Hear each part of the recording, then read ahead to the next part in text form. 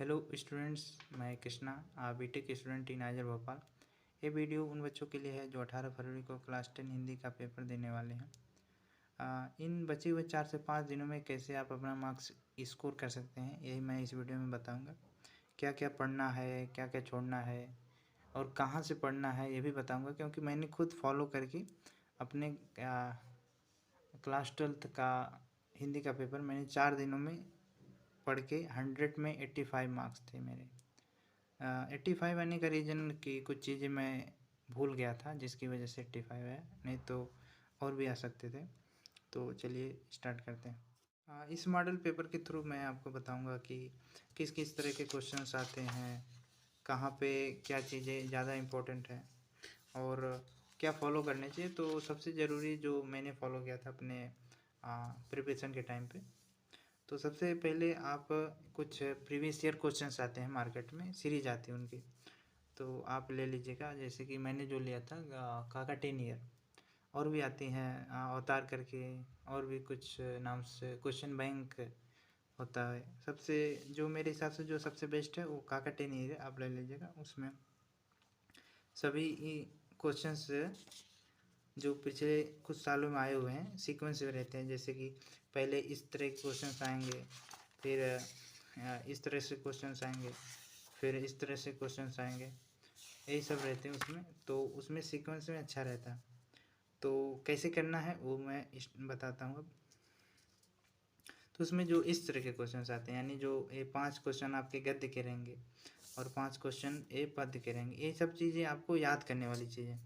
तो इसके लिए आपको क्या है, डेली आपको डेली 15 से 20 मिनट आप अगर डेली इसको पढ़ने में लगाते हैं तो आप आसानी से इन चीज़ों को याद कर सकते हैं। एग्ज़ाम में भी याद ही रहेगा। डेली आपको 15, यानी अगर आप सुबह उठ के डेली 15 मिनट, अगर डेली 20-25 याद कर रहे हैं तो अच्छा है, और 4 से 5 दिनों में याद हो जाएगा, क्योंकि मैंने भी यही किया था।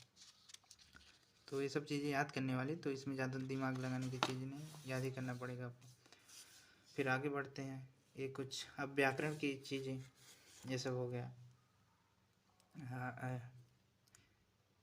उपसर्ग, समास, ये सब भी समझने वाली चीज़ें, ये सब बिना याद किए नहीं होगा, तो इसके लिए आपको पढ़ना ही पड़ेगा। तो उसमें सीरीज में रहता है अच्छे से, उसमें आप कर सकते हैं। बाकी जहाँ से आप अच्छा मार्क स्कोर कर सकते हैं वो आप स्टार्ट हो रहे हैं यहाँ से, खंड बा से। तो इसके लिए आपको सिलेबस के में क्या क्या है वो ज़रूरी है जानना। तो कौन सा ये आपका ये है गद्यांश। तो गद्य में क्या क्या पढ़ना है वो सबसे ज़रूरी एक अच्छा मार्क्स स्कोर करने के लिए। तो आपका ये रहा सिलेबस क्लास 10 हिंदी बोर्ड का। तो इसमें जो जो चैप्टर्स हैं ममता, टोटल कितने चैप्टर, 7। तो इन बचे हुए टाइम में आप पूरा तो नहीं ही कर पाएंगे, तो आपको क्या क्या करना है। स्टार्ट टोटल 7 है, 7 में से आप कोई 4 चैप्टर, कोई 4 क्या, आप स्टार्टिंग से प्रयास करें कि 1 2 3 4, स्टार्टिंग के 4 आप उस सीरीज से प्रिपेयर कर लें। और यही 4, मित्रता, ममता, भारतीय, अजंता, 4 में से कोई ना कोई ज़रूर आपको मिल जाएगा। ये मैंने भी किया था और आया भी था, तो सबसे सही है।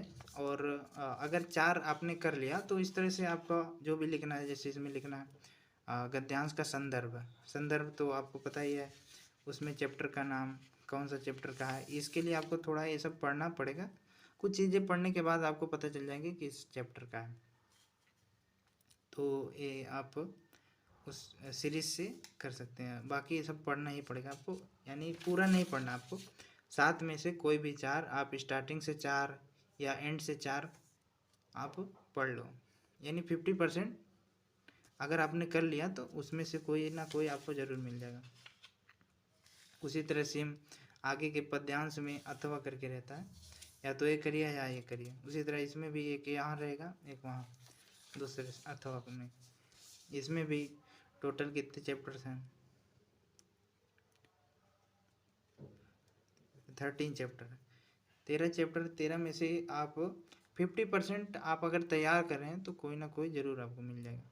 टोटल 13 में से अगर आप 7 चैप्टर, ज़्यादा बड़े नहीं, स्टार्टिंग के आप 7 कोई भी स्टार्टिंग के साथ अगर तैयार कर ले रहे हैं तो आपका आसानी से ये क्वेश्चन कर सकते हैं। और ये क्वेश्चन कितने मार्क्स हैं? 6 मार्क्स के हैं। तो ये सब अगर आप ये सब करेंगे 6 मार्क्स और एक क्वेश्चन कर देंगे 6 मार्क्स आपको आसानी से मिल जाएगा। तो सबसे सही तरीका जो मैंने आपको बताया कि आपको पूरा नहीं करना है, इसका 50% आप तैयार कर लें, वही आएगा और ये हमेशा होता आ रहा है। इस तरह आगे बढ़ते हैं। कुछ अब संस्कृत में भी वही हाल करना है आपको, ज़्यादा नहीं, बस आपको ये 50% यानी 9 चैप्टर्स हैं टोटल। 9 में से आप कोई भी 5 यहाँ से 5 चैप्टर्स आप तैयार कर लें। और इसी में से इसमें भी क्या करना रहता है आपको, संदर्भ और हिंदी अनुवाद करना रहता है। तो आप इसको पढ़ेंगे और इसमें संदर्भ तभी लिख पाएंगे जब आपको इस चैप्टर का नाम पता होगा। तो कुछ लाइनें पढ़ने के बाद ही आपको पता चल जाएगा किस चैप्टर का है। और फिर आगे अब आता है ये क्वेश्चन 5 आपका खंड काव्य। खंड काव्य में आपको एक ही पढ़ना होगा, सब नहीं पढ़ने की ज़रूरत है, आपको एक ही पढ़ना होगा। और वो आपके ज़िले के हिसाब से, जैसे अगर आप कानपुर के रहने वाले हैं तो आपके लिए ज्योति जवाहर,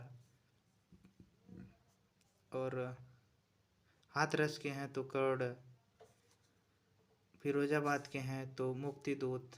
अपने ज़िले के हिसाब से आपको कोई एक ही पढ़ना है, सब जब पढ़ने की ज़रूरत नहीं, तो आपको एक ही पढ़ना है।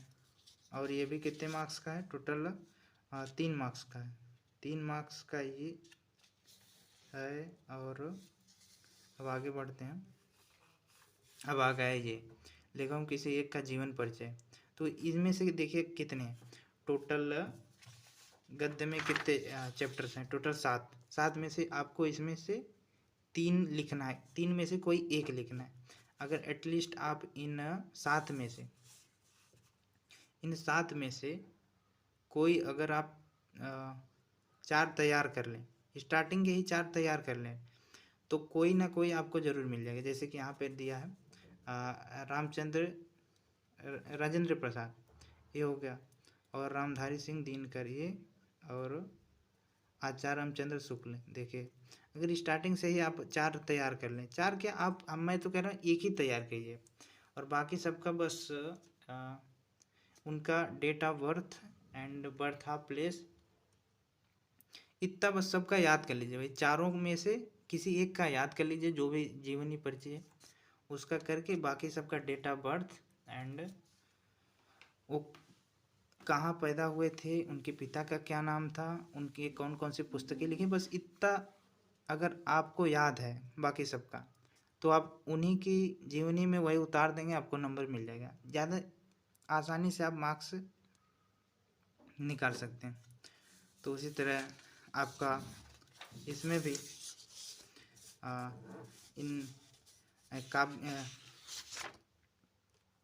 कवियों का भी जीवन परिचय लिखना होगा यहाँ पे, जैसे कि बिहारी लाल, सूरदास, मैथिली शरण। जैसे मैंने इसमें बताया कि आप स्टार्टिंग से टोटल 13 में से 7 का याद करना है आपको, उसी तरह इसमें भी आप 13 में से कोई 7 में से किसी एक का याद कर लीजिए, या फिर जितना आपका हो पाए कर लीजिए। बाकी सबका डेट ऑफ बर्थ, जन्म तिथि, उनका प्लेस ऑफ बर्थ, कहाँ पे पैदा हुए, क्या पुस्तकें लिखे, और उनके पिता का क्या नाम था, इतना बस लिख दे रहे हैं, आपको नंबर मिल जाएगा पूरा, एक नंबर नहीं काटता। रचना के लिए लिखा भी है यहाँ पे, रचना का 2 नंबर आपको मिलेगा। उसी तरह अब आगे बाकी क्वेश्चन 7 जो है आपका श्लोक लिखना है। इसमें जो प्रश्न पत्र में ना आया ये भी आपका थोड़ा पढ़ना पड़ेगा। उसमें आप सीरीज में दिया रहता है जो भी प्रीवियस क्वेश्चन 2 मार्क्स का है, कर सकते हैं। बाकी निम्नलिखित में किन्हीं 2 प्रश्नों का उत्तर संस्कृत में दीजिए। टोटल 4 क्वेश्चन है, जिसमें से आपको 2 का देना। तो भारतीय संस्कृति मूल किम अस्ति, ये इसी चैप्टर में से आएगा, ये जो संस्कृत के जो चैप्टर्स हैं। तो इन्हीं में से आप अगर देखेंगे 4 में से, स्टार्टिंग के 4 में से आपको 2 मिल जाएंगे। आप जैसे चंद्रशेखर, यहाँ पे चंद्रशेखर नाम से पता चल रहा है किस चैप्टर का, सेकंड का है। बाकी भारतीय संस्कृत इस 3rd चैप्टर का है। 2 क्वेश्चन तो आपके देखिए मिल ही गए आपको यहीं पे। बाकी अब बात करें निबंध की, जो आपका 7 मार्क्स का आता है निबंध। तो निबंध टोटल 4, ये मैक्सिमम 4 हमेशा रिपीट होते हैं।